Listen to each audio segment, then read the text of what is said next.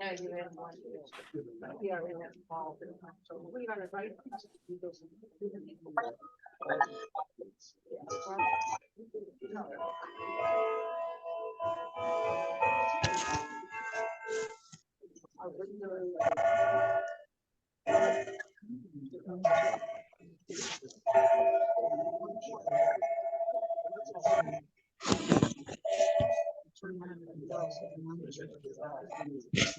If you're on the paperwork, sit down. Did you sign in? Oh. Which way is it down? I thought we had all the new stuff, but maybe not. No, I don't think so. Morning, Dan. Doing all right. All right. Let's bring this to order, please. We still have, so I'm going to delay a few seconds because we have people walking in. It will be a little disruptive. So I'm going to wait about 1.5 more minutes before we start.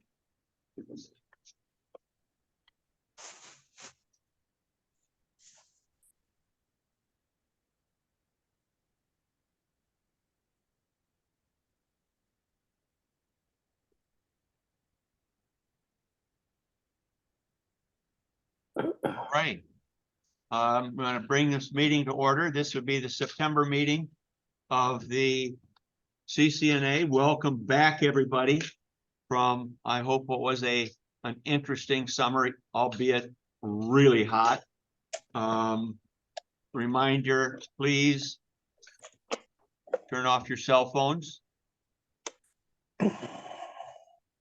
Somebody needs to remind me to turn them back on at the end of the day. We have a code of conduct. I'm going to briefly say, if you look around you, we're volunteers. Treat everybody accordingly. If we're not volunteers, they're from the city and we need them to help us. So be nice to them too, please. Be careful when you walk behind the screen because there are a lot of cables and we don't want you tripping over anything. At this time, then, if we could recognize if the birthday boy would recognize our special guests. Morning, everybody. You want a mic there, sir? Hi. But it's his birthday today. Everybody say happy birthday, Carl. Happy birthday, Carl. Yeah, I gave up on him. Okay, from the planning, we have Brianna Dobbs, Steve Culver, Ryan Chapelbane, and Rebecca Webster.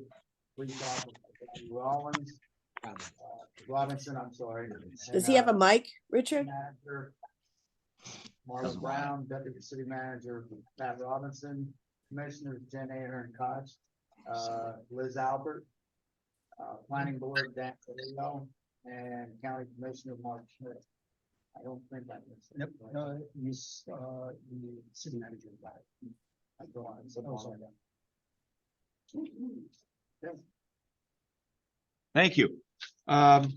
Moving on to special reports. Danny, if you would come forward and give us a police report.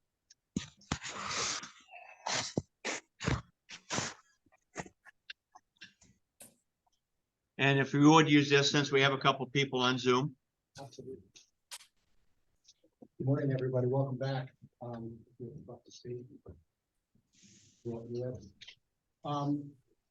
Some things that are going on, I just want to highlight. As far as what Chris Putnam is scheduled to do, we have the Citizens Police Academy. That's going to start September 27th. That's a Wednesday, and it's going to be held from Richard, I can't hear a thing. Are they using microphones? Wednesdays. The graduation will be November 15th. Thanksgiving. Also, October 3rd, we'll have our National Night Out. National Night Out will be held at the police department between 5:30 and 7:30. It's a partnership with all of our neighborhoods to show that our caring making this a safer place. Crime stats, were great being that they were lower from last year. So we took crime stats from August of 2023 and compared them to August of 2022. So we'll start with motor vehicle thefts. In 2022, we had 14. This year, there was 13, one less. Washing from vehicles, 2022, we had 24. This year, we had 23, one less. Burglaries, this is a good number. You can see 2022, we had 21. This year, we had 12. Sex crimes, even as far as one from 2022 to 2023. Aggravated assaults, we had 26 in the year of 2022. This year we had 20, -6, and murders were 0 for 2022. So, 2 ties, 7, 5 times getting lower, and that's us being out there. So it's locking up our buildings, locking our houses.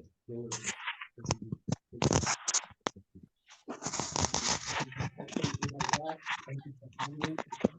Questions before I leave? Actually, I'm just going to say two more things. For National Night Out, there's on National Night Out, Citizens Police Academy. I have a couple of applications here. Page 1, fill it out. Your information. Page 2 will have when you need to send it. And Michelle Williams, she's our new volunteer coordinator. All of her information here is a telephone number, and email is on the back page. If you want to do it online, it'll cheat sheet. These tabs here will give you directions how you do it online, and then just set it through. Okay. Good luck for everybody. We have 25 seats for the Citizens Police Academy. We opened it up on Wednesday, and we have 15. Yes, sir.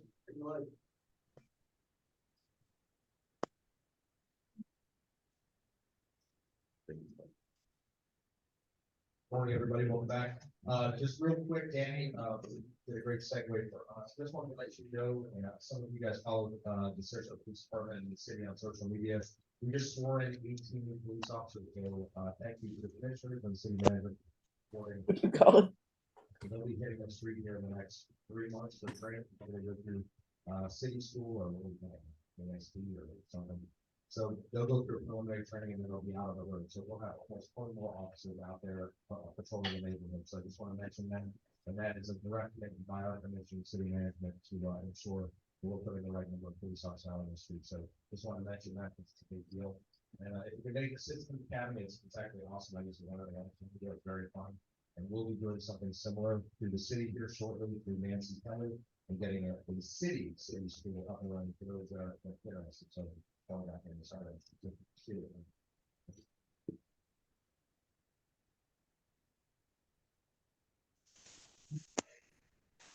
There's no questions. Thank you, everybody. Have a great weekend. Take care. Thank you. Thank you. Ted.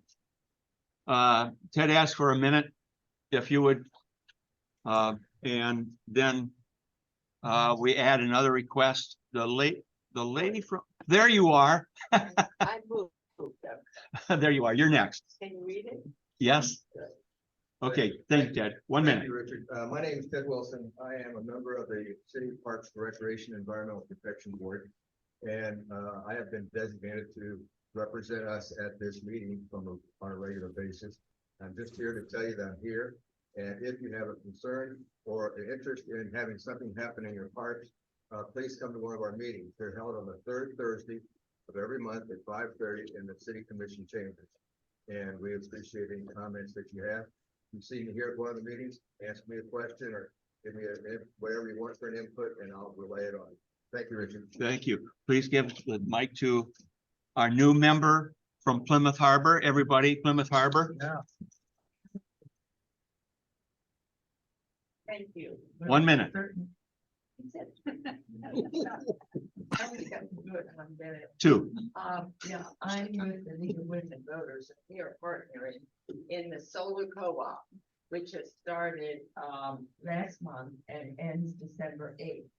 And I really would like for each of you to take this packet of information back with you to your neighborhood and give it to whomever is in charge of disseminating information.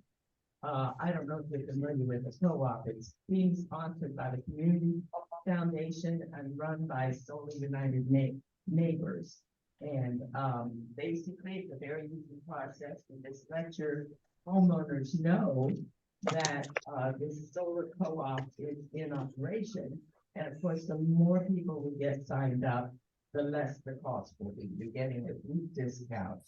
The middle of this month, they're going to be choosing which vendor they're going to be using for the project. And there will be a tutorial about this on Thursday, the 14th. All that information is in this package. So I really would appreciate, I do want to say, when I first arrived here 5 years ago, I became involved in the Sierra Club initiative, Be Ready for 100. And kudos to the city who committed to being 100% solar renewable energy by 2045. They are now 72% on their way to being completely renewable energy in all city operations. So I think the onus is on the neighborhoods to follow their footsteps and make sure that as many neighbors as possible, we get to have solar at a discounted rate with support from Solar United Neighbors. Thank you. Thank you. Young man, if, no? Oh, okay, Scott. Scott, brought a guest with him today. 1 minute. From the Brotherhood of Men, which is a mentoring group in North Sarasota for 18 or 8 to 18-year-old boys, mostly boys, but all boys, who are at risk. And so Fernando Navarro is one of the young men, and he came over, try to see if we could get some of these young people involved, and as involved as you are. And we know how challenging it is even to get our neighbors involved. So we're just trying to do that, and Walter Fraser is one of the mentors, all volunteers. Everyone that does anything there is volunteer. He's what they call an uncle. He's helping with the program. We appreciate the chance to be here.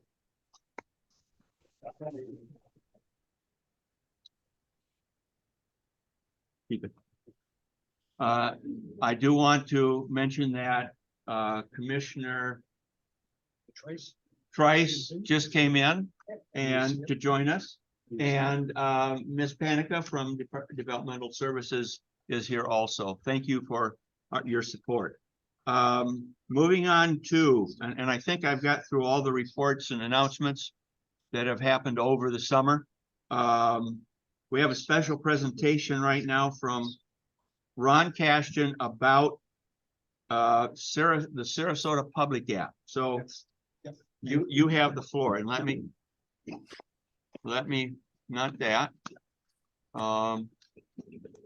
Thanks. As Richard, That was it should be up on the web. So on the web, yes. we're always looking to make the feedback from the residents as effective, as impactful as it can be. And whether you're reaching out to City Hall or communicating within your neighborhood, it's usually done via email. And the problem is simple email is limited. It's hard to respond when you get emails throughout the day, and it's hard to keep track of the overall sentiment as the emails occur. So we developed a brand new online system, which is called Sarasota Public, and you can access it via sarasotapublic.com. And Which is what I have up right now here behind me. so with this new system, all the neighborhoods can create their own topics. And you can choose who gets the feedback from those topics. Richard right now is, we've created one topic for the discussion at hand being the ZTAs for the restaurants and bars, if you have feedback. And what's nice about this system is not only can you create topics and in the neighborhood, everyone in the city can respond to, but you can also create private topics only for your neighborhood. And there is a landing page just for the topics for your neighborhood. So if you want to have an internal discussion, you can have it with your neighborhood. It also keeps track of all the submissions. So you can use this site and instead of the existing petition sites. So you, if you have a petition internally in your neighborhood or something you want to discuss with the city, you can also use this website. The neighborhoods can also support topics created by other neighborhoods. So if Arlington Park creates a topic, Laurel Park can indicate support. Right. So overall, all you need to do to be involved in this is send me the person or people who you want to create topics for your neighborhood. That's it. Are you going to create for the CCNA delegates? Well, what we're Is that doing is necessary? I don't know, we can, but but at least right now I'm hoping. I don't know if it's necessary. Well, what we've started to do is, you'll see for the recipients, you can choose which delegates you want to do. I don't think we have a group distribution for all CCNA. That's something. Not yet. This is very much beta. I got one. Yeah. Yeah. Oh, please. An alternate, I don't know your contact information. Oh, it's on that handout, the very last page. It says, send an email necessary.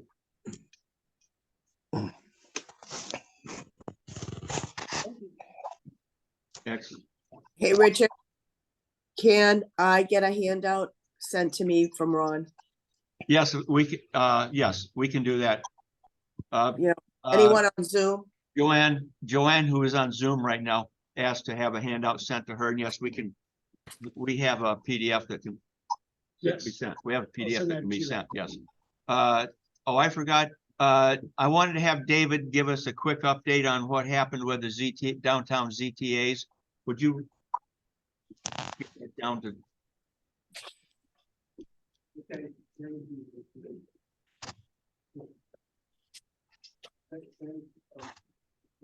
On the bottom, press hard. Press hard and hold. There you go. Thanks, Richard. As far as the bonus density of DP Act and A Act, just one of these cities, recently, so in terms of recognition of hats off to the planning, the this forward. How long did you work at this Steve? Year and a half? At least, so it must feel good to have not been very. So I think everybody in this room, without saying, very supportive. On Monday, step one, but become downtown, and the next day is going to be moving out into the corridors in the neighborhood. I think everybody knows, and the timekeeper's free, there's a bonus density. So in one project, where developer can spend 50 minutes to that bonus in exchange, about a minimum of 12% of those units need to be attainable in different bands of attainability, the exteriors of all buildings, including entrances of the attainable units and the market rate units that have to be indistinguishable. So there's a lot of care putting this in making the attainable units, shall we say, assimilated into the project.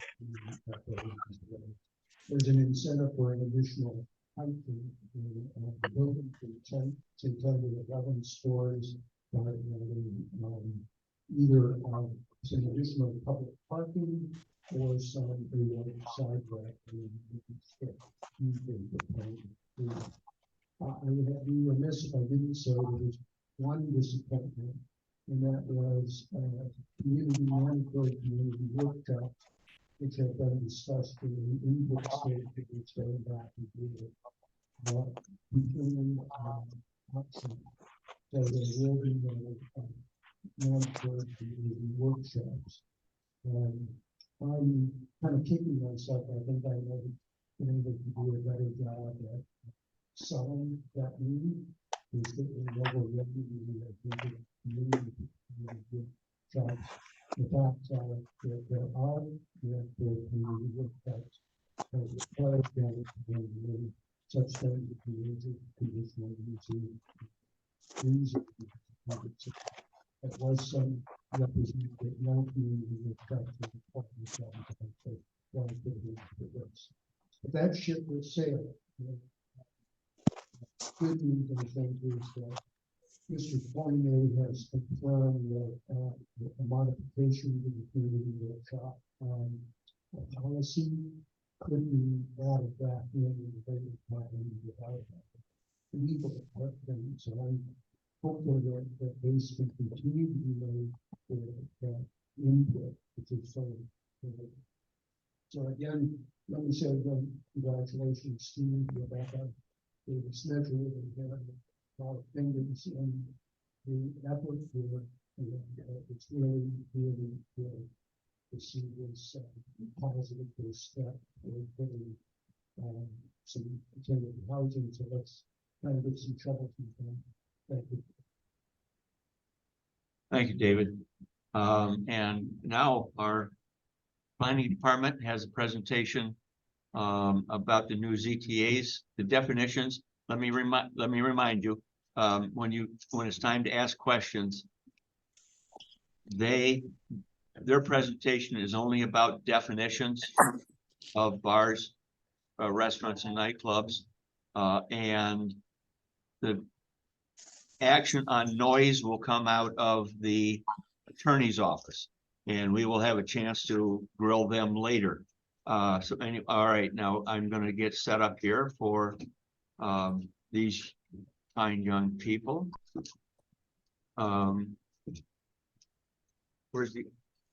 There we go. That's their mic. And let me share your screen.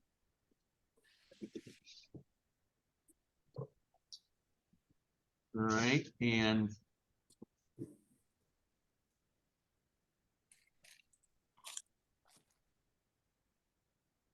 good there. All right, where are you? There, come on over here. Come on over.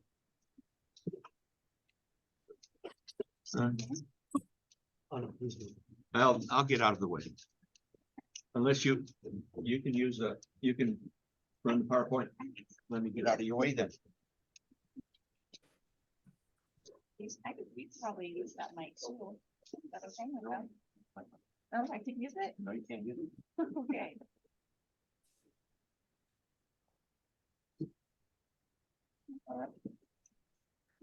Okay, good morning, everyone. It's great to be here. Great to be back. Here we have another zoning text amendment that's working its way through. We're here obviously to get your questions and feedback on this. This relates to restaurants, bars, and nightclubs. And like Richard said, this is not really, it's not noise. It's not in this. The noise issue is not part of this. That's actually a separate effort that's going to be done by the city. What we're really doing is, with the zoning text amendment, we're going to go over our goal, next key terms and definitions, which are really a very important part of this. Additional use standards, which are also important. Separation requirements from these kinds of uses, from like churches and schools and things like that. Primary uses, and then we'll summarize at the end. So if we go to the goal first, and a lot of the definitions and standards that for bars and nightclubs here in the city really are tied to the state licensing requirements and also seating requirements. And I think a lot of you are aware, there are some uses, particularly in downtown where, you know, out with restaurants, sometimes they seem like nightclubs. Nightclubs sometimes seem like restaurants, and really one of the key thrusts of this is to clarify the definitions and really nail down what the requirements are for those. The other thing too is we're gonna be dealing with, you know, live music, amplification.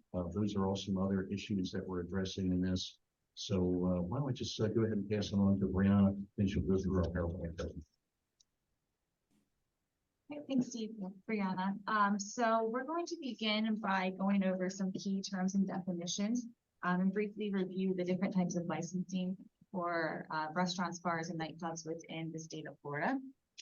So these key terms are monitored and defined by the Florida Department of Business and Professional Regulation. So these are different than what's found in our zoning code. These are state monitored and defined. The first one is the to consumption on premise, or known as a 2 COP. And this is a license that permits the sale of only beer and wine.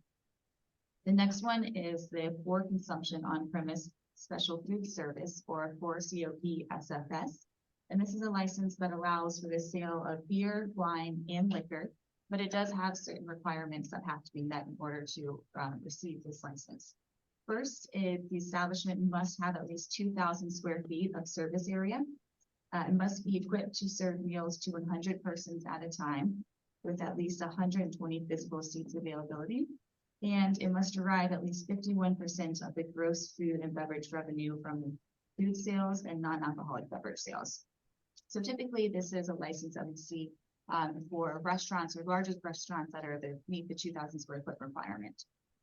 And the fourth license, or the third license, is the 4 COP, or the for consumption on premise. And this permits the sale of beer, wine, and liquor, typically known as the full liquor license. So there is no food sale requirement, and this is common for bars and nightclubs, but also for restaurants that don't meet that SFS, or the square footage, or the 120 person capability. Those restaurants are required to receive the 4 COP license. Within the city, there are 3 ways that uses are typically reviewed. The first one is a permitted use. An example of this would be a restaurant. So typically it is permitted by right within commercial and downtown areas. A minor conditional use. So an example of this is a bottle club or a private club. And this requires staff review, development review committee, or DRC, as well as planning board public hearing. And then also a major conditional use. An example of a major conditional use is a nightclub. So this requires the development review committee, the staff review, a planning board public hearing, as well as a city commission public hearing. So we'll be talking about review processes, so just kind of understanding the differences between a minor and a major conditional use. This next section, the presentation will be going over the existing definitions within the zoning code, the difficulties that the city has experienced, as well as the proposed changes to help assist with the solution. I did pass out, or hopefully at the front, you did grab a sheet. And so if you can't see the screen, it does have the existing definition and then the difficulty on that flyer. So for restaurants, the existing definition states a commercial establishment of which the principal business is preparing and serving meals selected from the menu to customers during all operating hours. So that's important. So food must be served during all operating hours. There are a couple of challenges that we've seen though with this definition. The first being that there's some restaurants that really transition into a nightclub. So they might be serving food, but after dinner hours, they're more moving their chairs, bringing live amplified music, and continuing on with later operations. Currently within the zoning code, there's not really a way to regulate those types of uses. And then the second one is the city has received a couple of development applications, and it is unclear whether the kitchen and the food has to be prepared on or off site. So the zoning text amendment proposes just to clarify that the meals can be prepared on or off site. We're seeing some more increasingly popular uses such as pop-up kitchens and just codifying that that's allowed. So the existing definition of bar is any establishment which is devoted primarily to the retailing and on-premise drinking of alcohol. The existing definition of the zoning code does not provide a clear distinction between a bar and an outdoor bar. And this definition should be updated to reflect this. And also the use this also currently requires a major conditional use to be obtained, which is the same requirement as a nightclub despite the differing intensities. So currently within the zoning code, the bar, nightclub, and tavern are all on one line within the primary use table, and they require a major conditional use for both uses. So after reviewing other jurisdictions and looking at the intensity of the uses, we do believe that they should be separated on the use table. So the proposed definition of bar is a commercial establishment whose principal business is the sale of alcoholic beverages for consumption on premises, and at which the counter where alcoholic beverages are served is within a fully enclosed building. So really beginning to speak about where that counter is, where the bar is, whether that's inside or whether that's outside. And that's also helpful in the next definition for outdoor bar as well. So the existing definition of outdoor bar does not make it clear that it's located outside. It currently states any building, structure, or facility, whether temporary or permanent, which is built, erected, or provided as a location for the purpose of making retail sales of alcohol or intoxicating beverages, and as an accessory use to a hotel or motel. So the existing definition, again, unclear that that actual counter location of a bar is outside, and it's only allowed as an accessory use to hotels, motels, and private clubs currently. So the proposed definition for an outdoor bar is a commercial establishment whose principal business is the sale of alcoholic beverages for consumption on premises, and at which the location of the counter where alcoholic beverages are served is unenclosed. So you can see in the photo, it's clear that the bar counter is outside, distinguishing it between outdoor seating for a restaurant versus what an outdoor bar, also allowing it to be a primary use and not having to be accessory to a hotel, motel, or private club. And then the nightclub definition, this is really where we've had the most feedback and heard the concerns of residents and the most difficulty regulating. So the existing definition of a nightclub is tied to that 40CP, the liquor license. So you have to, if you're less than the 2,000 square feet in your restaurant, you're still required to get that 40CP. So this existing definition states any restaurant, dining room, bar, or similar establishment providing food or refreshment which holds a 40CP liquor license is considered and defined a nightclub. Provided, however, any restaurant, dining room, or similar establishment which hold a 40CP liquor license with an S, SR, SRX, and now updated to SFS designation shall be deemed an accessory use to the principal use and not as a nightclub.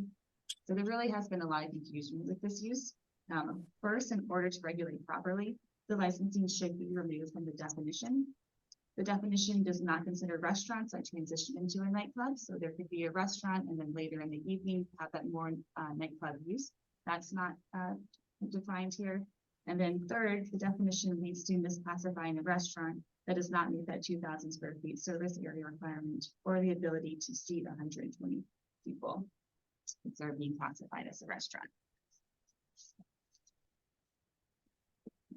So the proposed definition now has kind of a few different components that are important. So it states a commercial establishment that operates after 11 p.m. Sunday through Thursday. So we'll say 11 p.m. on the weekdays and operates after 11:59 or to midnight on Friday, Saturday, the day prior to the holiday. So the hours of operation. It also includes a bar and live amplified music that continues past those hours of operation. And it may include a dance area or a restaurant. So if there's a restaurant and it has live amplified music that continues past 11 p.m. on the weekdays, then it's now considered a nightclub. If you have a restaurant that ends with live amplified music, let's say at 10 o'clock, then it's still considered a restaurant. So we're really focusing on the intensities of the hours of operation and that live amplified music. So continuing, the definition also says restaurants, bars, outdoor bars, bottle clubs, alcohol production terminology uses. So that's really like our breweries definitions as well. That operate after 11 p.m. Sunday through Thursday or operate after 11:59 p.m. Friday and Saturday. that offer to allow alcoholic beverages for sale and or consumption on the premises and offer live amplified entertainment shall be considered a nightclub.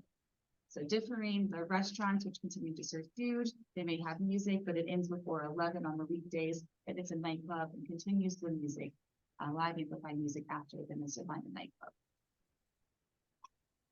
The next definition is a bottle club. There currently is no definition within the zoning code. However, it is in the city code. So just creating definition in the zoning code to match the city code, and then understanding that a bottle club is considered a private club when looking at the zoning code. And so the new definition for the bottle club is a club or association which formally or informally issues memberships and whose principal purpose is to offer, serve, dispense, keep, or allow alcoholic beverages purchased, reserved, or otherwise brought to the premises or establishment to be consumed by a patron. So again, it kind of operates similar to a private club, but it focuses on the service and consumption rather than the purchasing, which happens at a bar. Additional use standards. So these are existing additional use standards that are within the zoning code today, and they apply to the outdoor seating areas of restaurants currently. These existing standards have citywide applicability, so they apply within the downtown as well as outside of the downtown. And the purpose of the standards are designed to facilitate outdoor seating areas to promote public health, safety, and general welfare, and create a pedestrian environment. So the zoning text amendment proposes to expand these additional seating standards that apply to restaurants to also now apply to bars, outdoor bars, accessory bars, and outdoor establishments. So now any outdoor seating areas will have to also meet these requirements. The standards include hours of operation, buffer and screening requirements, and separation requirements, so just additional safeguards. Separation requirements in an existing exemption area. So there are existing separation requirements within the zoning code, as well as an exemption area that's existing for establishments that sell or serve alcoholic beverages. So the separation requirement that's in the zoning code now states that no bar, tavern, nightclub, or alcoholic beverage store shall be permitted at any location within 500 feet from the nearest school, church, synagogue, sanctuary, a property residentially zoned, or another bar, tavern, nightclub, or alcoholic beverage store. So what that basically is saying is that if there is a bar it cannot be within 500 feet from a residentially zoned property or another bar. So this is an existing separation requirement that is proposed to stay, but the zoning text amendment also proposes to include outdoor bars in that separation requirement. And then there is specific language that states how this separation distance is measured between a residential zone property and then to the bar or this establishment. So this map illustrates what that 500-foot separation requirement looks like from a residentially zoned property. So the areas in gray are residential single family zone districts, so the RSF zone districts. And then also the RMF, or the residential multifamily zone districts. And then the purple-ish lavender color that is around, that's a 500-foot separation that is required. So that would not permit the bar, nightclub, or tavern within those areas by right. Also within the zoning code currently, there is an existing downtown exemption area.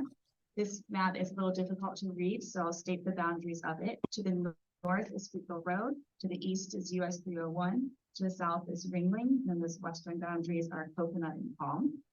And this existing downtown exemption area map exempts bars, taverns, and nightclubs to be separated from each other within this area.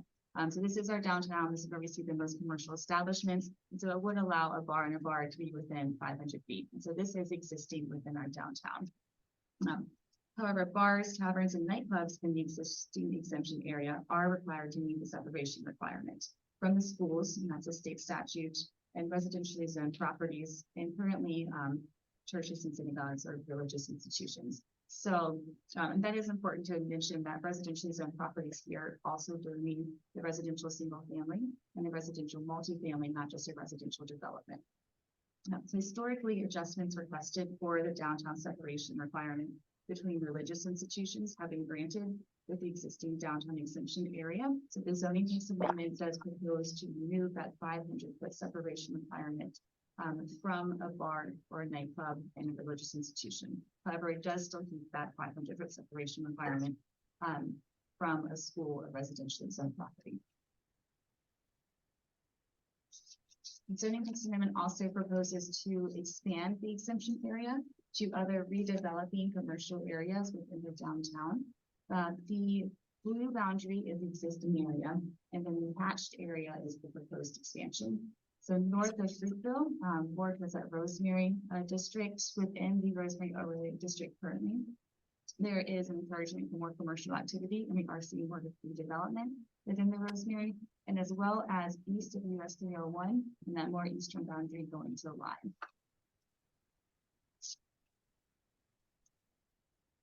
Primary use tables and process. So going over primary use tables and process again, as we move into this section, a primary use table is used to identify what uses are allowed within a given zone district. So this begins with that line on the use table chart. We'll say restaurant and then permitted. So typically that's a good example. That is a use that's permitted by right. A minor conditional, again, such as a bottle club or a private club, requires the minor conditional use review. So staff review and then planning board. And then the major conditional use, staff review, GRC, planning board, and city commission. And so the time frame for each one increases, and usually the intensity is that the requirement for a major conditional use is a more intense use and also requires more time to review. The current review process for these uses, a bar is a major conditional use and no certain commercial, industrial, and downtown zone districts. A bar, again, is only permitted when it's accessory to a hotel, motel, or private club. And then a nightclub also requires a major conditional use for commercial, industrial, and downtown zone districts. Thank you. So as Brianna mentioned, we have contacted other neighboring local jurisdictions in Florida as part of our research for this zoning text amendment. And we have compiled this table that goes into the next few slides that I'll review with you all to highlight some of the basis for our modified definitions and standards. So beginning with Delray Beach, we saw that alcoholic beverage establishments such as a bar are permitted by right in most commercial and downtown zone districts, whereas the late night, more intense businesses require a conditional use process in these same zone districts. Next, we looked at Fort Myers. Their definition for nightclub includes late night hours of operation as well as an entertainment aspect. This creates a more intense use compared to their cocktail bar definition, which does not include an entertainment component. Cocktail bars and nightclubs in Fort Myers are permitted by right in downtown and most commercial zone districts. However, there is a separation requirement that is similar to ours, as well as a downtown exemption area. So next, we contacted Sarasota County. So bars are permitted by right in commercial and industrial zone districts. It's important to note there is no downtown zone district in the county. Entertainment is tied to live amplified entertainment, and after 10 p.m. indoor entertainment requires a special exception, which is similar to a major conditional use permit. And a bar with outdoor drinking or dining after 10 p.m. Sunday through Thursday or 11 p.m. Friday and Saturday requires a special exception as well and must not be located closer than 200 feet from any residential zoning district.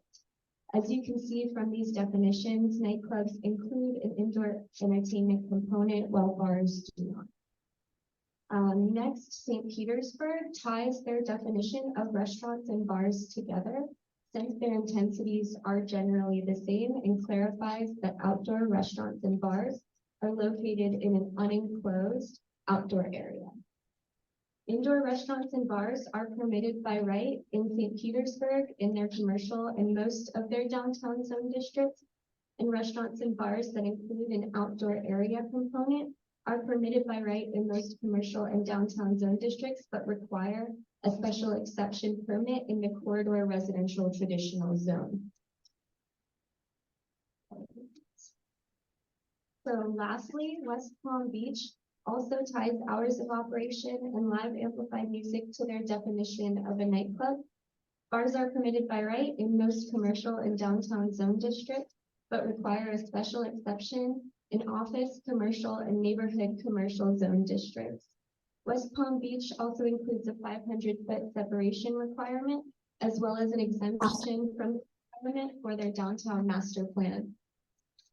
So many issues that we've heard during our public outreach process pertain to the live amplified entertainment aspect. And we believe that tying these to the more intense nightclub use is appropriate and is consistent with the other neighboring jurisdictions that we've reached out to. Thanks, Rebecca.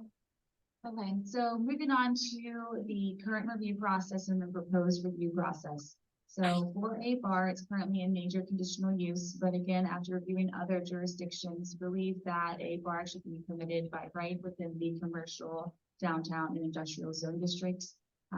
Bars and restaurants do provide comparable services, hours of operation, and typically a restaurant does provide a bar component.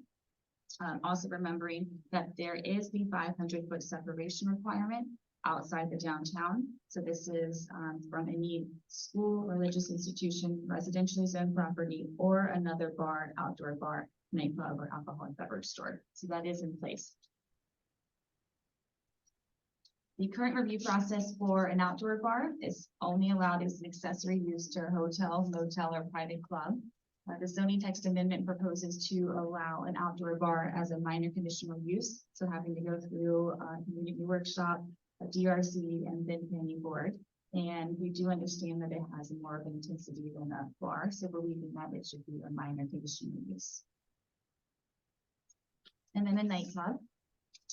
Currently is a major conditional use and continuing to have this as a major conditional use. Noting that the live and amplified entertainment in late hours of operation should be really identified with the nightclub definition. It should regulate the use rather than the licensing, and regulating by licensing is it's a detriment to small businesses and does not allow for the review of restaurants that turn into nightclub after dinner hours. So it really is helping those two issues that we've identified early on. So in summary, wrapping up this presentation, currently there is a confusion and lack of clarity pertaining to the definitions and standards for bars, outdoor bars, and nightclubs within the city zoning code. Tying definitions to state licensing is not a reliable way to determine how an establishment will operate. This has resulted in establishments being classified as nightclubs that do not operate as such, while other establishments are classified as restaurants despite operating like nightclubs later into the evening. The zoning text amendment proposes to administer regulations for entertainment-oriented establishments, those restaurants, bars, and nightclubs, based on intensity of the establishment, including elements such as live amplified music and operating hours. And it modifies the existing downtown exemption area to include other redeveloping commercial areas of the downtown, such as those areas north of Beachville, as well as the areas east of 301. Quickly going over the timeline, and we did hold the first public input session on June 8th, and then over the summer we've been giving presentations in front of you today. CCNA, DISCA did, Chamber of Commerce, we presented to you yesterday. 50 presented at the Rosemary Association as well, and other neighborhood associations.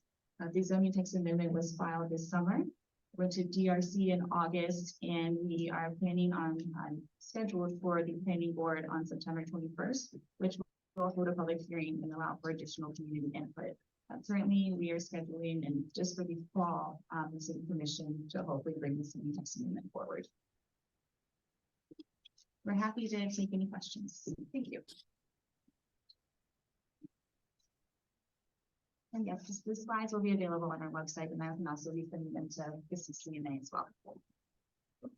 Brianna, Yes. I have a question on the chat that I put on the chat for the Zoom. Oh, Okay. Question on the Zoom. Joanne, can you say it again? Yeah, let me open up the chat. Okay. Oh, here's the chat. Oh, wait 1 second. Here. Oh, sorry. Sorry. Oh, it's okay, I can't. Okay, do you mind if I start with this question on the chat? I mind always. Okay, I can wait.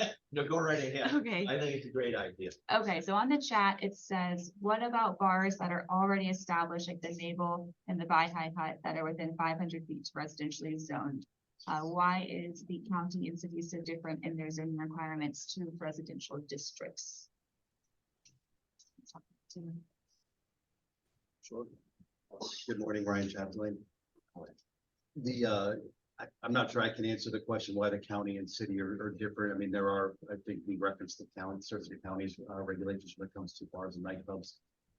But as far as the Mabel and the Baha'i Hut, we're gonna be working with the city attorney's office as far as how that would look for those existing establishments are in place today, what requirements they would need to meet should this zoning text amendment ultimately be adopted. So that's still kind of a work in progress. It's how we would address those existing bars. Just. Yeah, I Okay. think that Updating the zoning text amendment actually does make Sarasota County and the city of Sarasota more similar in how they operate and process bars and restaurants. And nightclubs. All right, we're going to go around. Thank you. There was a question raised. How is that 500 feet measured? Is it door to door, corner of property? I did see it was line of, straight line. Yes, I don't have it memorized, so I can pull it up from the slide. Sorry, it's just taking a second to get there.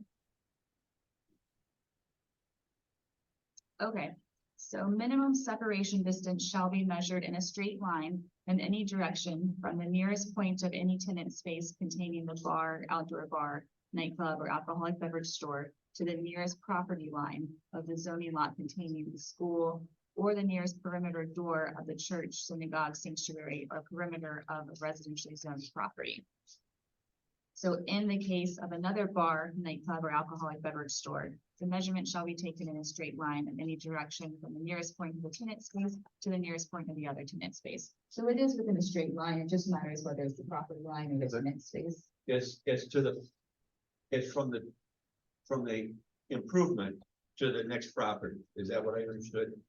So from the new development to the next residential property. Correct. Thank you. Thank you. All right, sir. Jen. No, it should be. Should be. No, it isn't. It isn't. I can speak loudly. How's that? If we have people. And please state your name. So hi, I'm Miles Tobin with the South Dakota City of Parents Neighborhood Association. And I'm curious as to how this zoning amendment will reconcile with the zoning amendments for Tamiami Trail, where they're proposing to increase residential density, there'll be bonuses, sustainable housing included. I would imagine, it's just my imagination perhaps, that many of these developments will have commercial and bars, restaurants as part of their overall development. So I'd like to understand how the two zoning amendments fit together.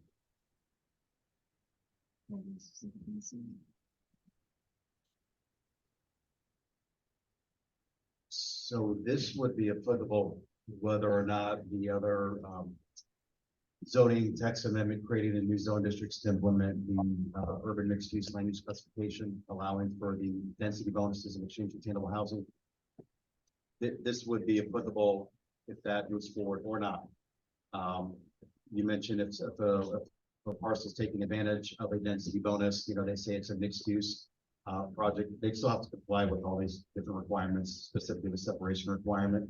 So if it was within 500 feet of a residential zone property, they'd have to get a variance in order to have that use allowed on that site.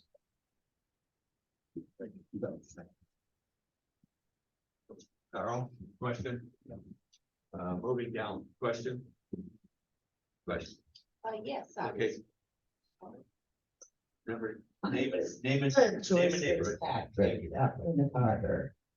I was just wondering how the new regulations would negatively and positively impact the present establishments. just generally, what would be the negative and positive impacts? And would every establishment need to get a new license? Sure, I mean, hypothetically speaking, again, it's something that we're trying to work through our city attorney's office with how would these existing establishments, how would they now be regulated with this new languages, new regulations? For instance, if you have right now a restaurant that's maybe operating as a nightclub later into the evening, but they didn't go through a major conditional use process in order to be a nightclub, be classified as a nightclub, they may have to go through a process in the future to become compliant with this new language. Again, still trying to work out with the attorney's office what that would look like, what that period would look like. So we don't have a definitive answer yet, but that could be an example of one that you know, maybe they didn't go through a process previously and they may have to go through a process now with the new regulations. So I'm getting the impression that it's going to be, not the majority of establishments. There'll only be a few establishments perhaps that will be. I think that's accurate. Kevin, questions? No? Okay, moving down. Questions moving. David? Yeah, hi, Name, name and David, name. David Lowe, just, Thank you. Stephen was here, I communicated with you, about one specific project on Boulevard of the Lights.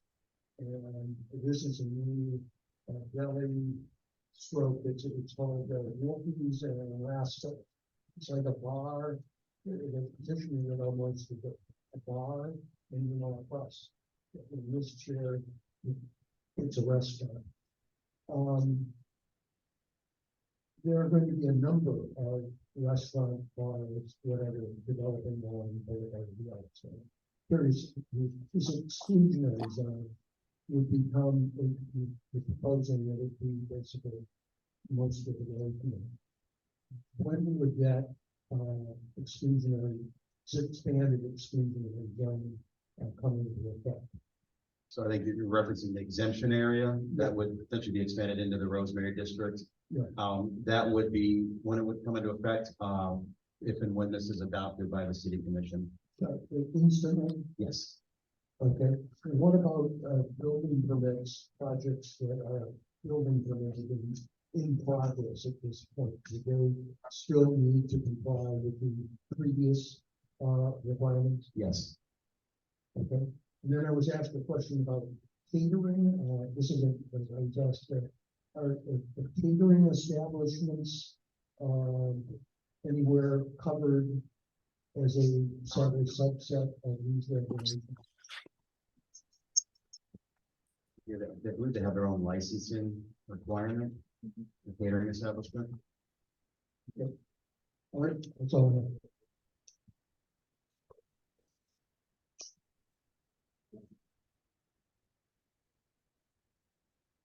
Good morning, Rob Patton with Hudson Bayou. This will apply just to downtown district, right? The exemption area that was just talked about, the expansion of that exemption area, yes, would be to the downtown. These regulations, however, the other regulations that were mentioned, would be applicable citywide.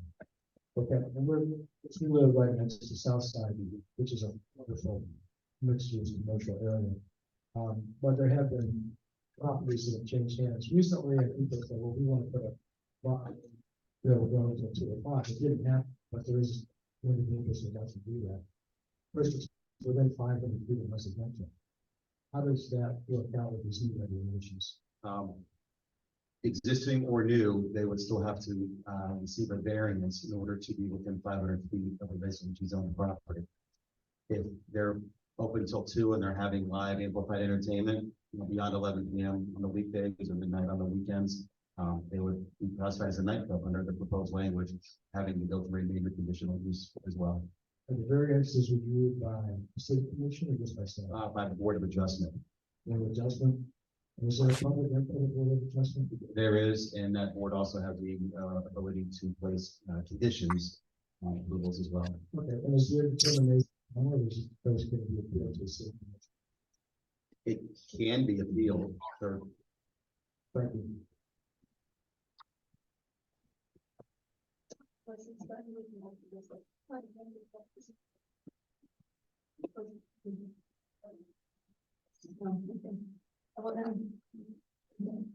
the 500 feet for that big as well? And why did you pick 500 feet? It sounds like you have a night club and people are 500 feet away, you're still doing music and people have to sleep. And the big issue is I think it's a big issue for a lot of people. So how are you protecting your, or your residents from that kind of quality of life? And there's a lot of information out there and medical research about how that affects people. So does the 500 feet protect people from noise? Is that how you fix it? The 500 feet, we did not think that's been in the code for decades. That's existing language.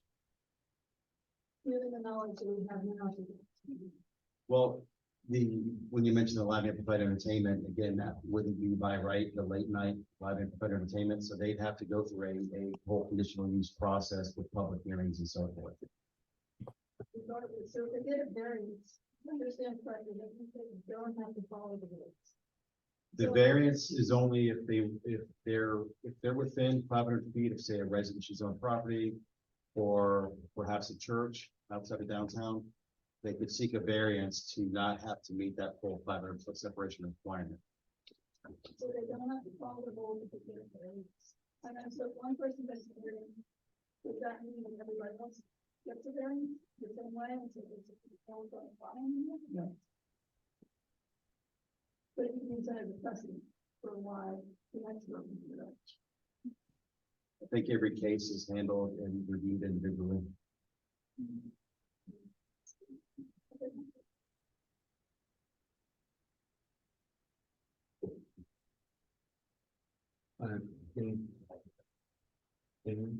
Question? All right. Well, we do have, we don't need another question. Very good. Thank you kindly for the presentation.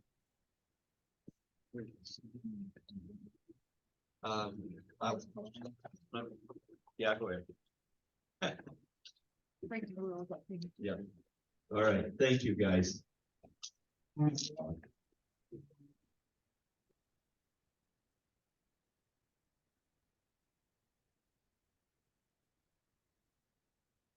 All right.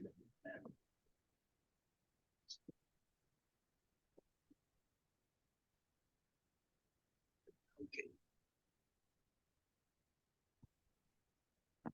I might get that. I did. All right. We need to. We'll stop the screen share. And let's look at, okay, so we're moving on. It's, okay, we're gonna now start the business section of our meeting. I need a motion to approve the minutes from June. A motion to approve the minutes for June. Debbie motions to approve the minutes. Joanne seconded. Is there any discussion? Minutes are approved by unanimous consent.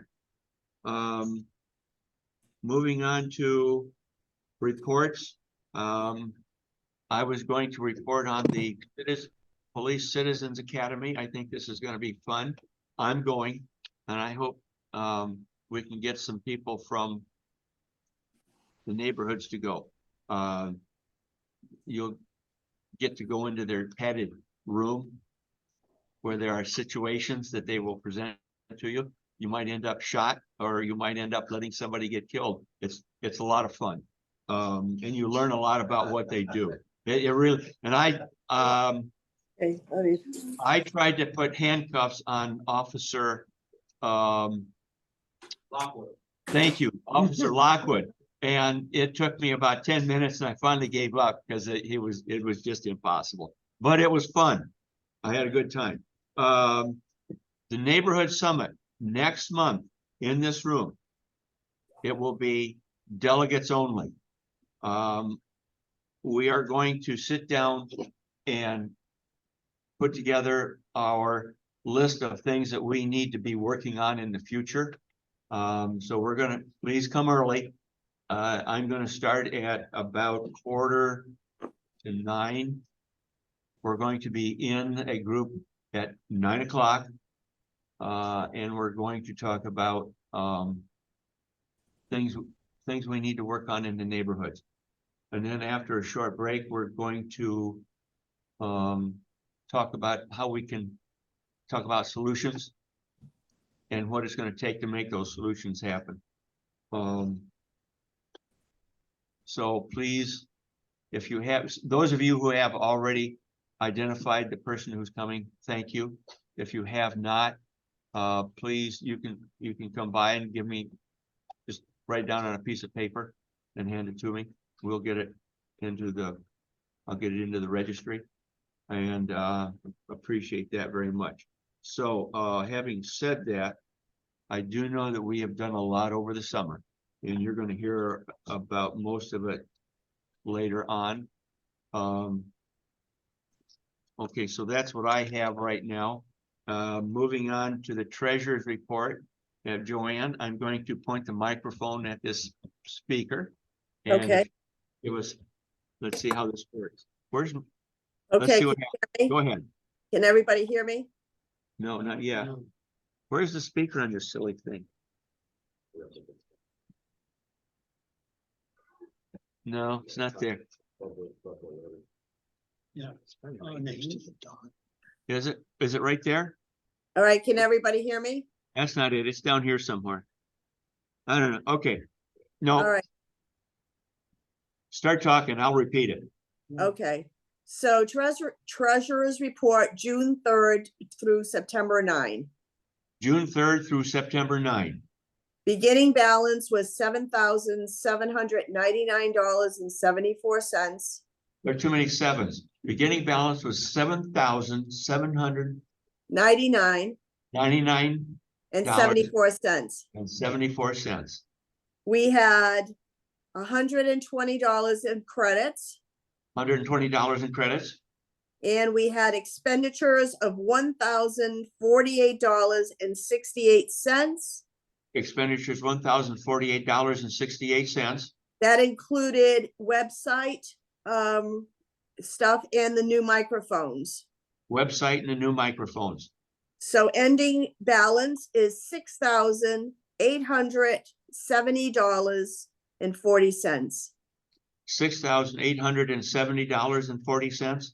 48 cents is ending 48 balance. cents as the ending balance. All right. So, thank you. All right. Jim, what's new on the website? The website is updated to new things as they come to our attention, which lately is almost every day. Our newsletter comes out 5 to 6 days before the meeting, and we put a reminder out the Thursday before the meeting. If you want to know what's going on between meetings, go to the website. I encourage you to bookmark it and visit it on a regular basis. There's a lot of very informative information added aimed at our neighborhood leaders. Our CCNA meetings are all videotaped and they're available for review on the website. Upcoming meetings are announced with agendas and past meeting minutes well before they would ever appear in the newsletter. CCNA Board of Director minutes are also posted after every meeting. We included in the September newsletter, it came out on Monday, several items. And then with the reminder on Thursday, we added 2 additional items as they had come out. And they had to do with a couple of things. Anyway, the point I want to get to is please visit the website. Please visit the website. Current items of interest out there are vacation rentals going citywide, SPD's high visibility enforcement, an upcoming city planning information session this week on parking. Just a really important thing on parking that's coming on Wednesday. And the return of the Citizens Academy. And finally, the corridor zoning text amendments for attainable housing are all out there. The presentation that you saw today will be available on Monday on the site. So all those slides will be available on Monday. Please visit the site. Thank you. Thank you. Moving on. Meaningful neighborhood input. Do we have a report? Oh, I have a report. I have the mic. I know many of you feel that meaningful public input seems like it's taken forever. And at times I share that thought. But the Neighborhood League, chaired by Ron Cashton and Eileen Normal, have a paper that was passed out today, available over on the table. Their committee will be reaching out to each neighborhood to come to you and discuss the significant changes made by development services, including better defining the role of the case planner and how we can interact with them.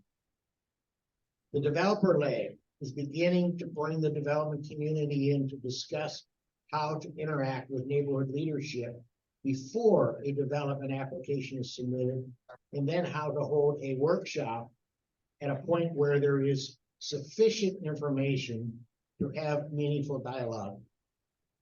Let me just say the developer community shares our feeling that the existing workshop structure just isn't working. There's a subset that will work with Carl Schultzdahl, who's chairing that, on a solution because it's in both their and our interest to do so. Having every developer work with us is unrealistic, but a very large percentage will. The City League is also making incredible progress. Working with the city, we are updating various city web pages and applications and things like that to make sure that neighborhood associations are identified and included in all of the things that are disseminated. We were only getting a notice about workshops, and the developer community did not necessarily know what neighborhood the project was in, let alone how to contact the leadership. So we're going to work on changing that. Another piece we're working on, which to me is a game changer. Marlon, are you in the back? I know you used the word game changer a minute ago. And that's the transitioning land use compatibility from something subjective to something objective. Early discussions with staff have been encouraging. The goal is to get compatibility as a key checkbox in the DRC process. Those who feel we're moving too slow, just hang in there. Meaningful input requires a cultural change. But every indication from the commissioners, from staff, from the neighborhood leadership, and from a significant subset of the development community, the timing is now. Thank you. Moving on to local traffic. The team members there are now Carl Schofstall, Joanne Gonette, Norm Dumaine, and myself. And let me pull up, and you should have the handout. It says local traffic and neighborhood safety.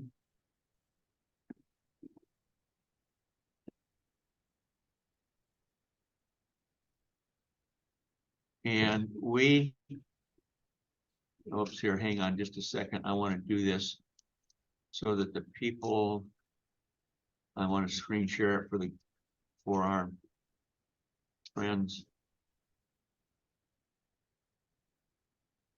There we go.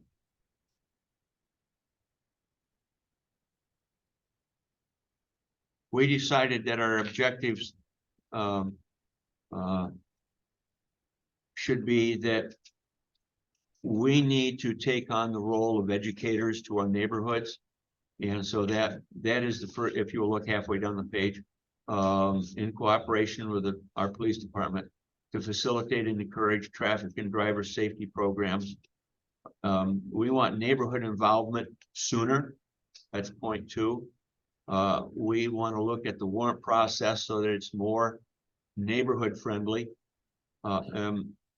That's point 3. Point 4 is that the penny tax that funds the neighborhood improvements, as nearly as possible, should be spent in the neighborhoods. That doesn't mean that we can spend all of it. Sometimes we might run out of projects before we run out of money. So, but nonetheless, we need to have an eye on making sure we use the penny tax wisely. And then we want to encourage our police department to continue to keep a watchful eye on our neighborhood local traffic. They have continued to put these feedback panels in the neighborhoods, and I have seen a greater presence in my neighborhood of an officer, and for that we're very appreciative. So and that's the report from traffic. So if you have any questions or want to comment on this, give me a call or use the email president@sarasotacCNA.org so that we have your input. Thank you. Are there any questions right now? Anything?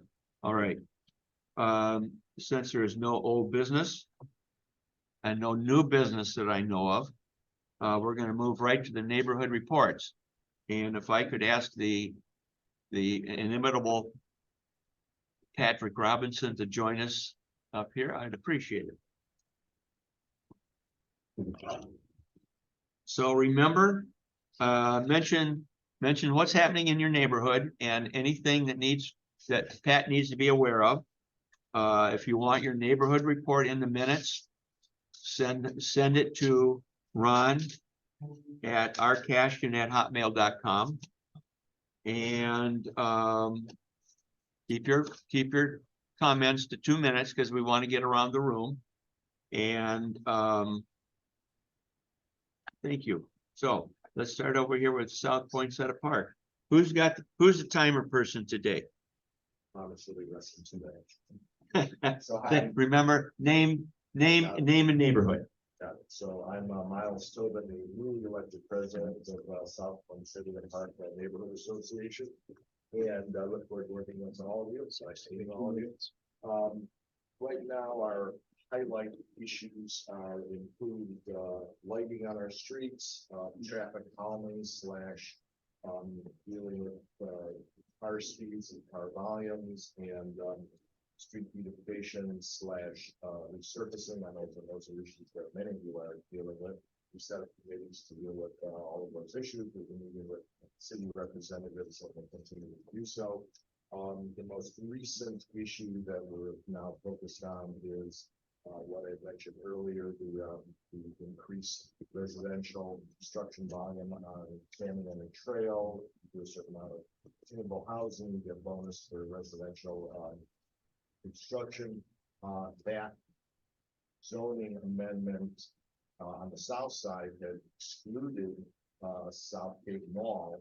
Southgate Mall has now filed a request to be included within that zoning amendment. And so we will be focused on the impact of that construction on our streets and meeting with the representatives of Benderson, Kimberly Horn, to figure out exactly what consequences will be of that type of construction in the immediate area of our association. I will stop then. 2 minutes. Excellent. Jesse here from Lido Creek Residents Association.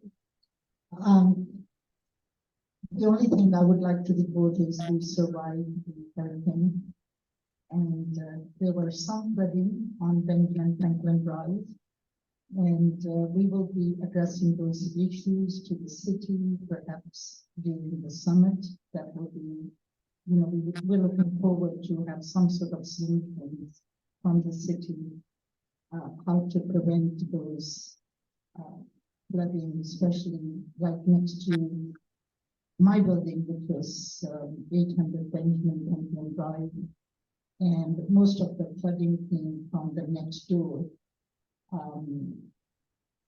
you know, resource somebody certain. And, we would be grateful if we would be able to address that issue during the summer. Thank you. That's, thank you. Thank you. Hi, I'm Joyce Fitzpatrick from Plymouth Harbor. And as I think most of you know, we are a tall building or complex of buildings. So our concerns are a little different.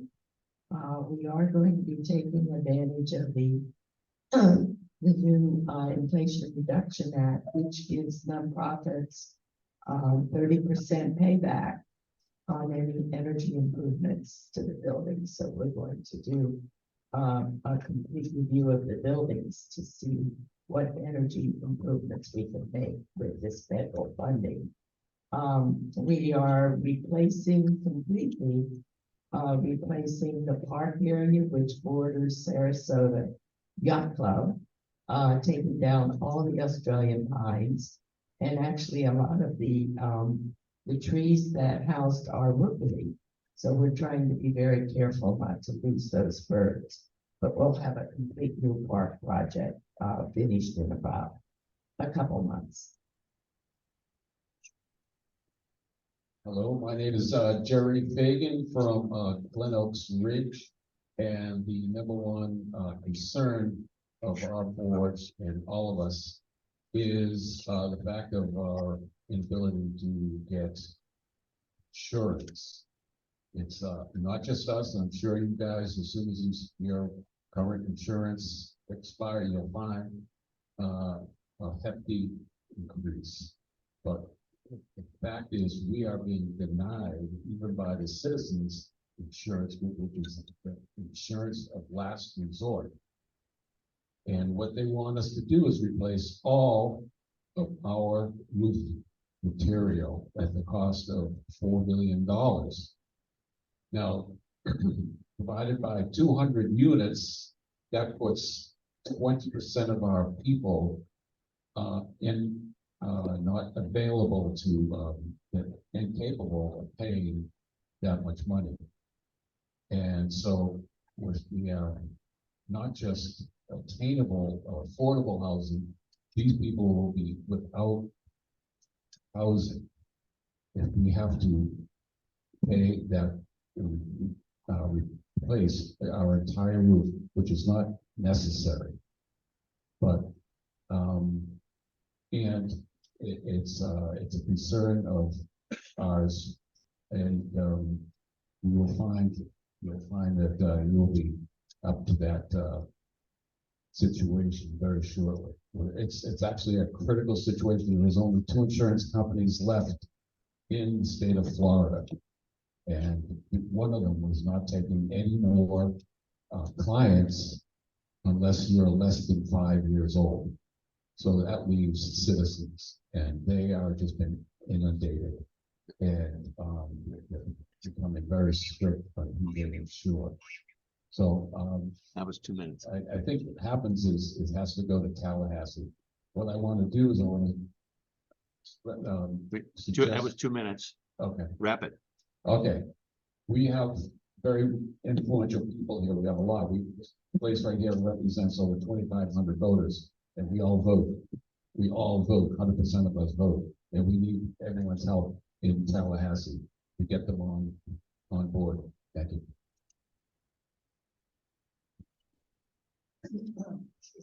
Linda Jacob, Leslie Park. One of the first things that we talked about was the vacation rentals. Our neighborhood is fully in support of that. We took a quick out and on the streets around our park, we have 20. In May, we lost the substation as our meeting place. We've been there for 30 years, but the police department needed it for the parking. So we were crying and carrying on, going, what are we going to do? And then we reached out to the business over on 4th, and we now meet at the Art Culture Lab. You can have a cocktail there. And then we reached out to Bay Conservatory. We have three little free libraries in the park. In the last 6 years, we've given out 37,000 books. The Bay Conservatory has three little free libraries, a place to store books. So we said, if we can store our books at your place, we'll take care of your little free libraries. So we've gotten two great new connections for our neighborhood with our business district and with what's happening today. As we met with a representative of the developer for 4th Street in Orange.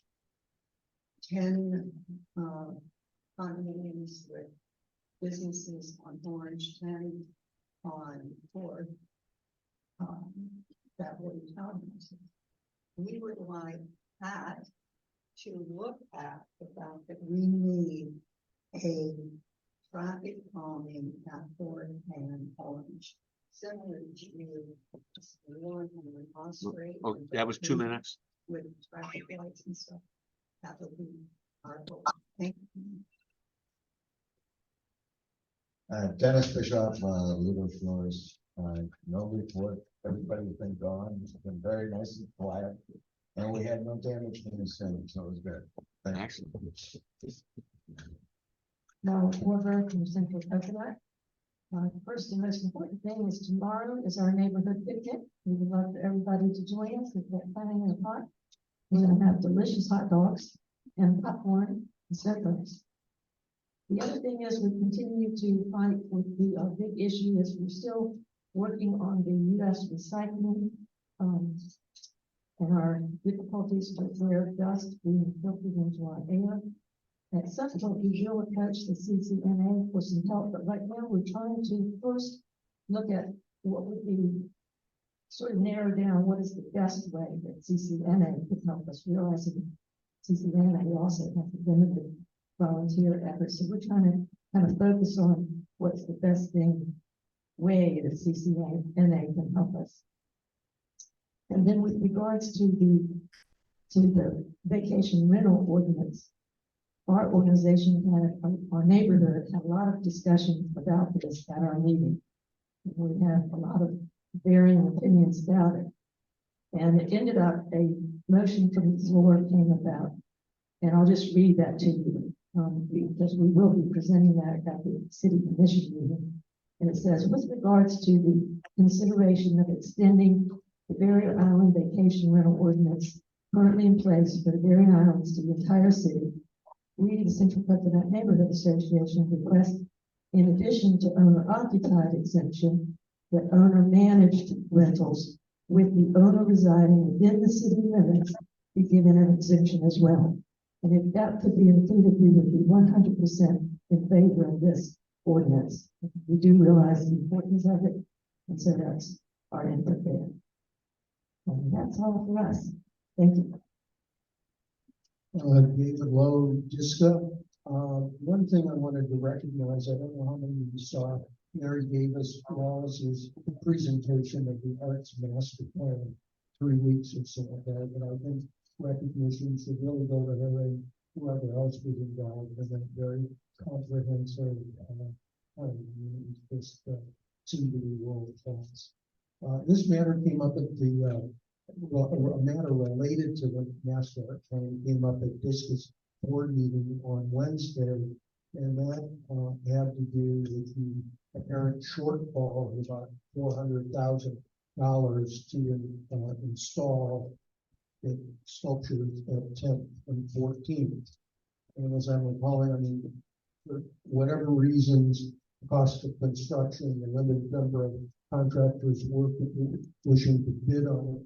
And I believe Mr. Brown was asking for direction from the commission of, does he have the okay to pay what is a rather large amount of money to get these sculptures installed? I think we all know they were custom built, shall we say, for that location. Under consideration was moving them to a park or moving to adjacent.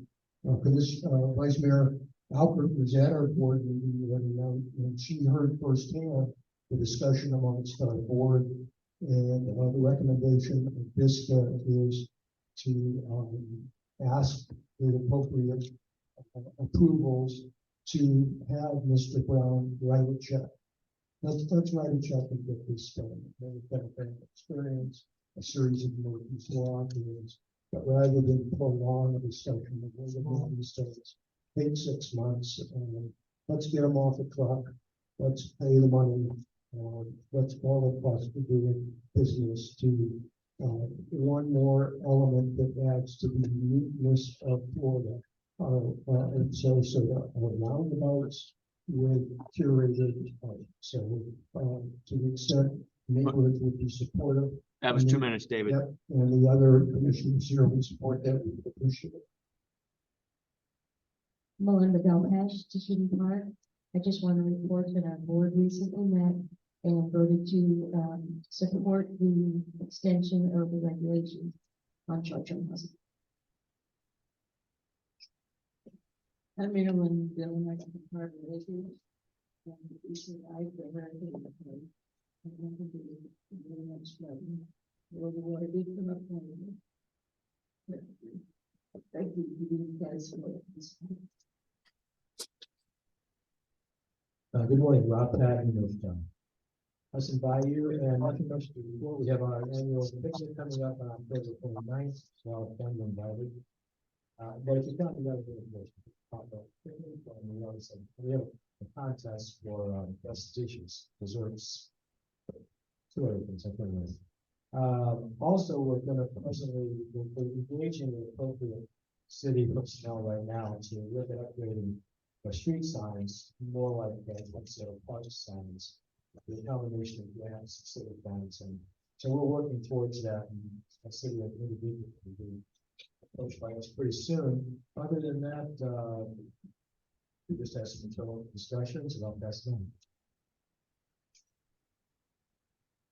Not just happening at Bobby Jones, but not just golf.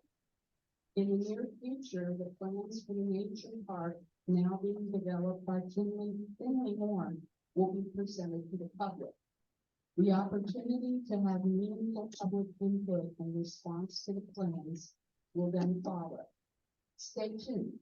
This could be an inspirational park unlike any other in the city. At present, plans are to open a nature park to the public at the same time that the golf course becomes operational. Having the legacy trail extend to Bobby Jones is also in the works.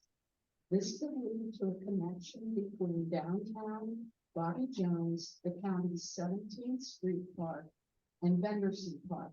It's all about connectivity.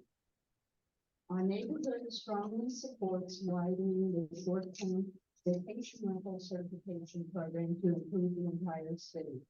More and more, we are seeing our homes being purchased as Airbnbs, rentals, often with owners out of state. Oversight of these rentals is needed to maintain the residential character of the neighborhood. On a more personal note, we will be holding our fall cleanup day and are now planning for our annual meeting on November 14th. And I forgot to introduce myself. I am Renee Glubnick from Reynolds Estates. That's all I had. Thank you. I have 2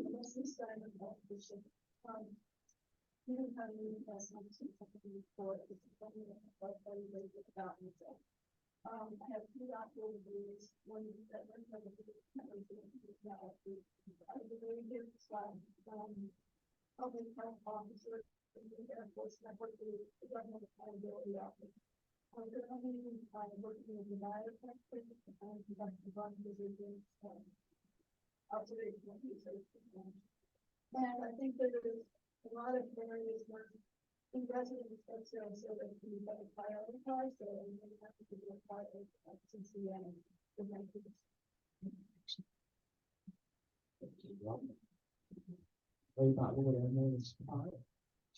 Not too much is going on. We did do very well. And all, not a lot of flooding. And what we did was see it very quickly. So that was really good. Working with Beachtown Environment took root. And we have started to put out the air quality monitors Robert one replaced now, and Robert also work. And we also have some available for citizens that we actually pay for on the house. And so we're just still working on that. Also, the first bank, is going to be renovated into a full oil. So they are closing the line now, so that we can do the renovation, and everything is done, will actually have a full service. Which is never counted in full, so that's a good news. Also, we're going to continue with our community cleanups. They're always on the third Saturday of the month, and we will be meeting at base of but since we're going to be there, we're going to be at Foster Street at Norman. So that's how I'm happy. Thank you. Hello, this is John Grant, Arlington Park.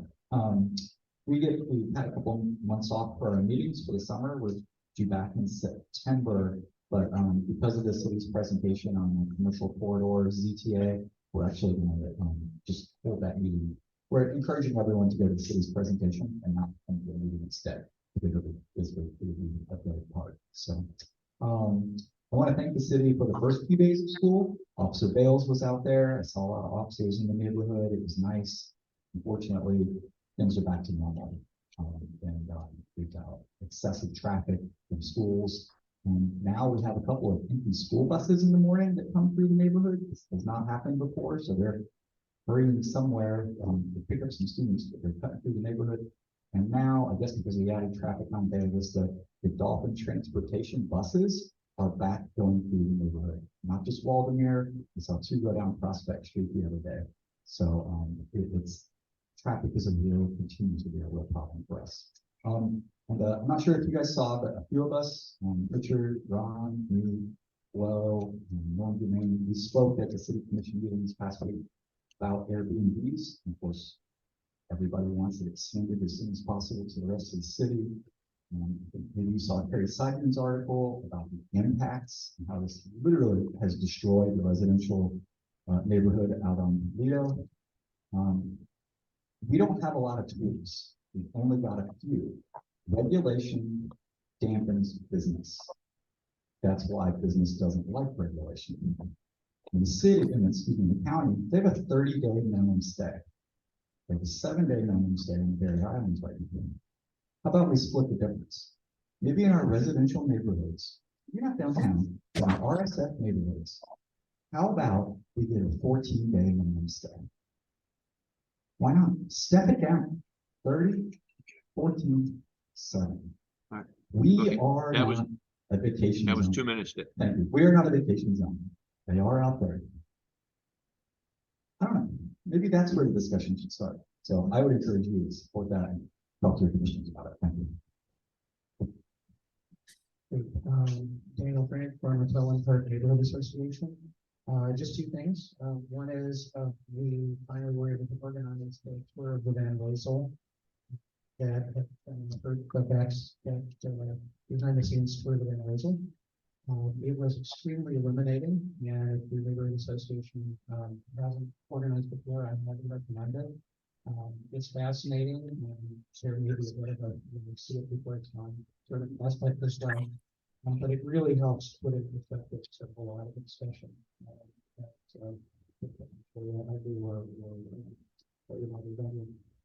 Also, McClellan Park has a new website. We got a domain, so McClellanpark.org. It's not a very interesting website right now, but we will develop it over time. So we're applying for a grant to support the cost of that website. So we're looking for all of the responsibility on the guys at the other than that, I have no complaints about anything. So, you know, Not yet. cherish it. The day is young. The day is young.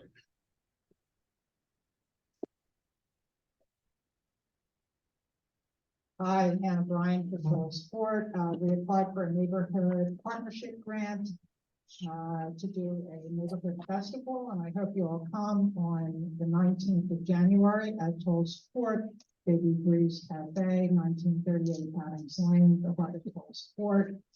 We are having Divine Lady Jazz come, and lots of great food and wonderful lighting. I've been in contact with the city case planner in Pintus, very accessible, very helpful for the proposed development at Artist Court, which is still pending and apply for another 30-day extension. And Mary Davis Wallace is coming to our neighborhood meeting on the 24th of October. Hello, everyone, and Palagar here from the Rosemary District.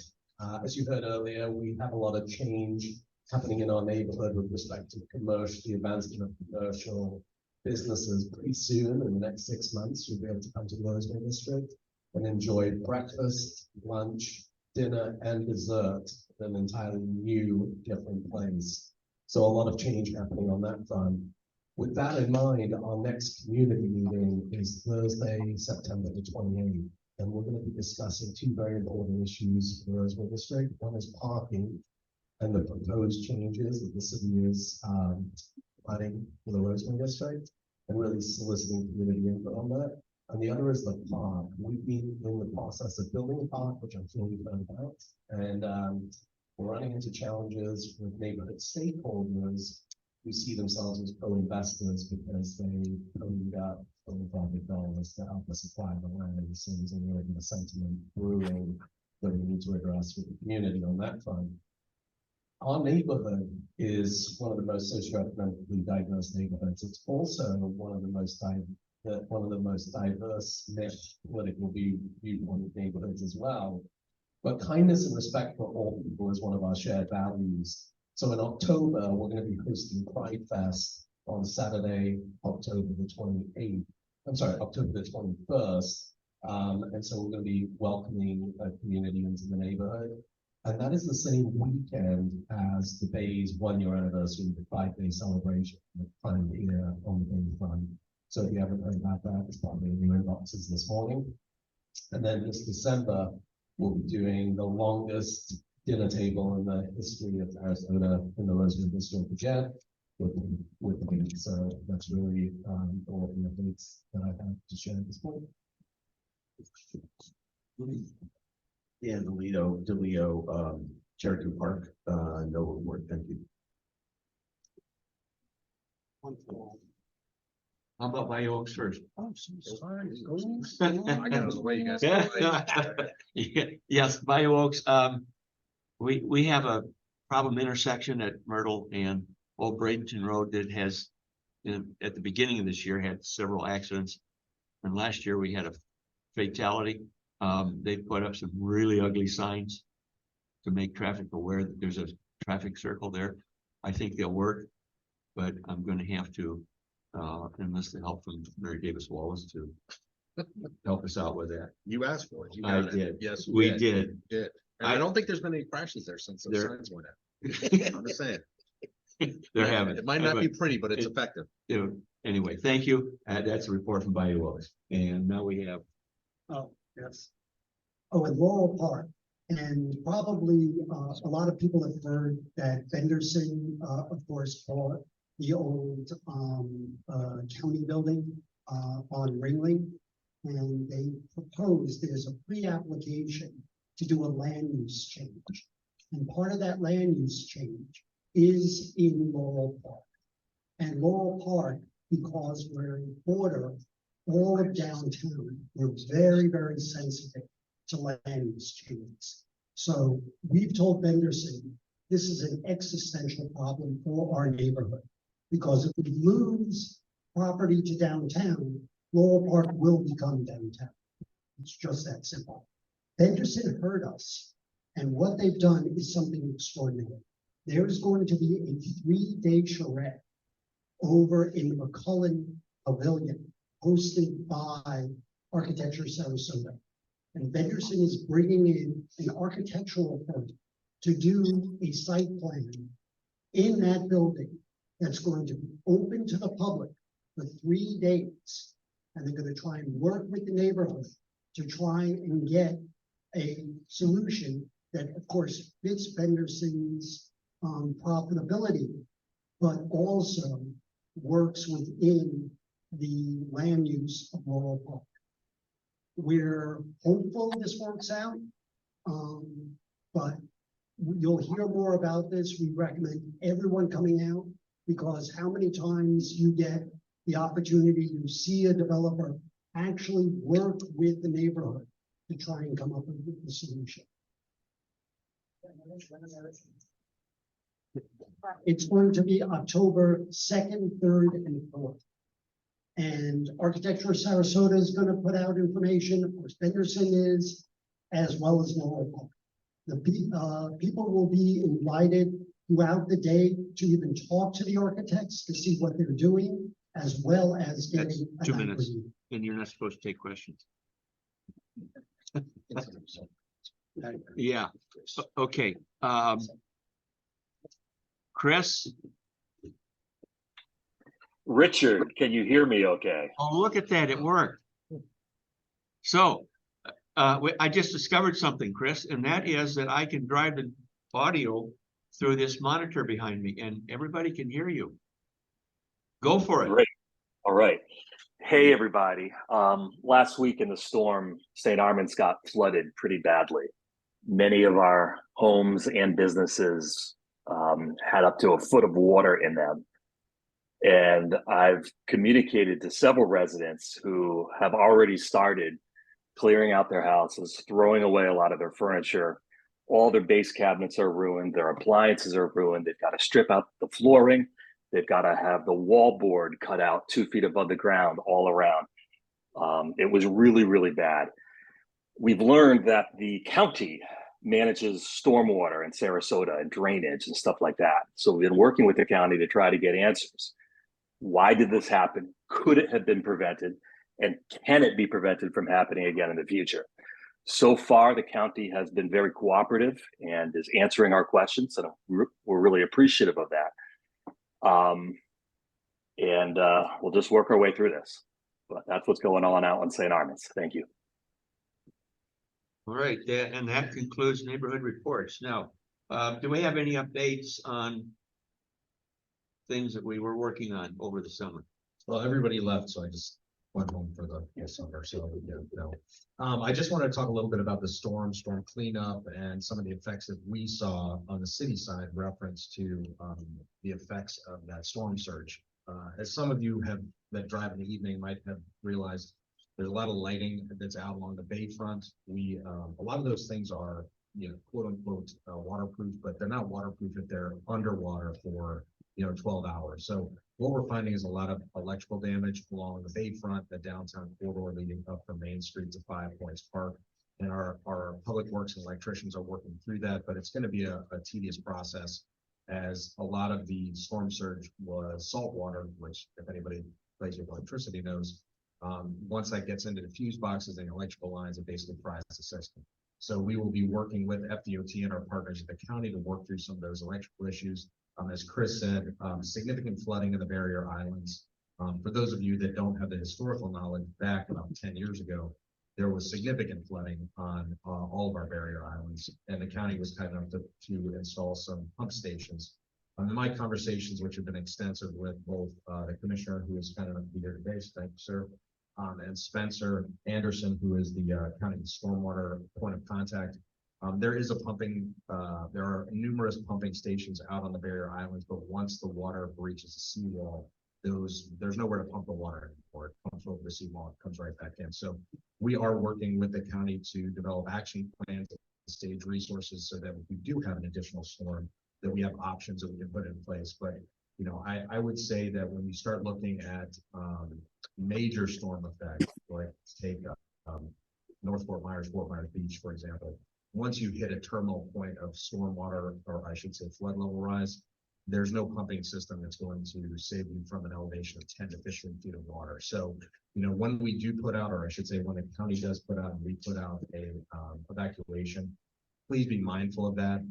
If you don't leave, we might not be able to get back out to you to help you, especially with wind and water load that we saw last time.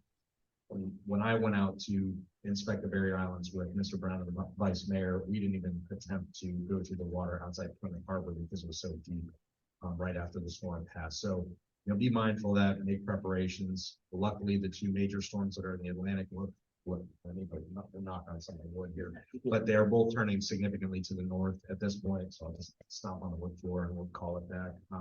As far as storm cleanup is concerned, we saw in one aspect having, Ian and Irma come through. I think in Irma, we had over 500 metric tons of debris that we had to take care of, which I think kind of cleaned the slate for this particular storm. So we only had, from my reports, about 4 trees that came down in the entire city during this time period. We are not declared a disaster area, a disaster county.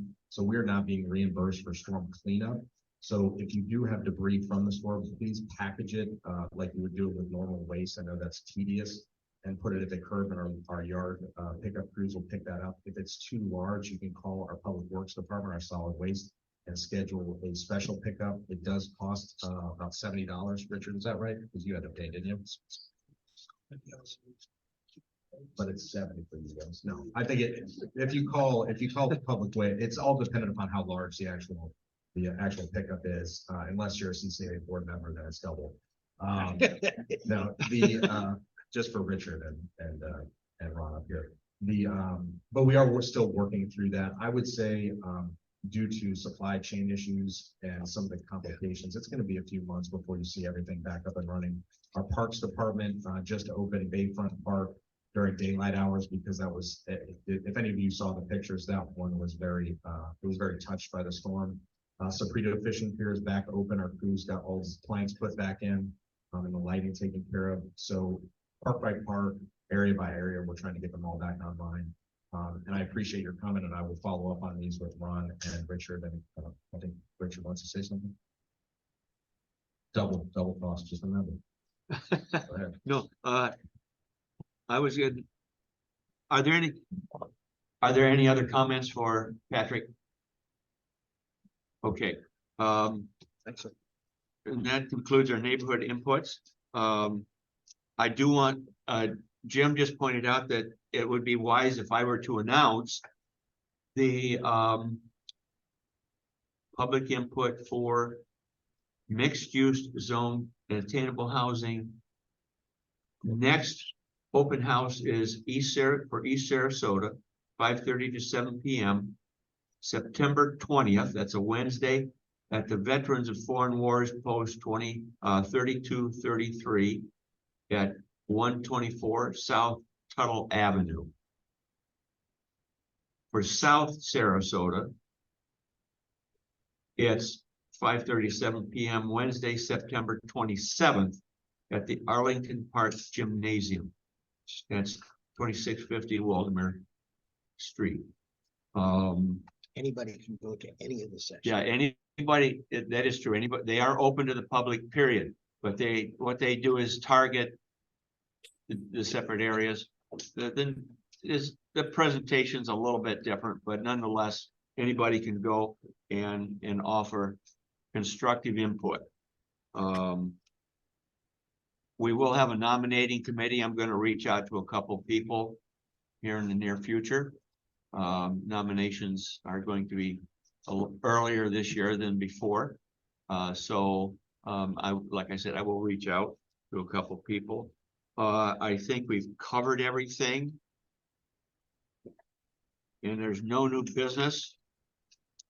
And Carl would be very proud of me, because I'm going to now say, pick up your phone, turn it back on.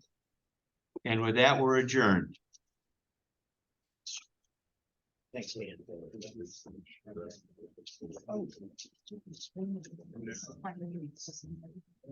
Excellent, thank you. I don't think I. But he'll have it in minutes. Oh, I meant to see sometime. I meant to see sometime. Yes, good old sunshine.